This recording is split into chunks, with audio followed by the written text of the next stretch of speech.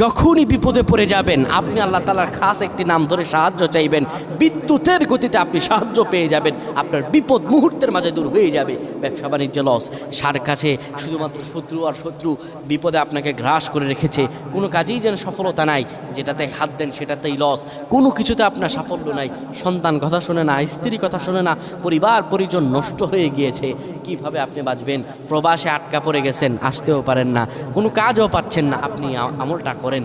এটি আমার কথা নয়, বিশ্বনবী মুহাম্মদ রাসূলুল্লাহ সাল্লাল্লাহু আলাইহি ওয়াসাল্লামের প্রিয় সাহাবী হযরত যায়েদ রাদিয়াল্লাহু তাআলা আনহু, তিনি একবার মক্কা থেকে হিজরত করে যখন মদিনায় যাবেন, ঠিক সেই সময় বিপদে পড়ে যান। ওনাকে একটি লোক বিপদে আটকে ফেলে এবং ওনাকে হত্যা করার চেষ্টা করে। তখন তিনি আল্লাহ তাআলার এই খাস নামটি ধরে সাহায্য চেয়েছিলেন, আল্লাহ তাআলা তাকে বিপদ থেকে মুক্ত করেছেন। সুবহানাল্লাহ। সেই দোয়াটা কি? তিনি যখন বিপদে পড়ে যান তিনি বলেন, আগিসনি ইয়া রহমান।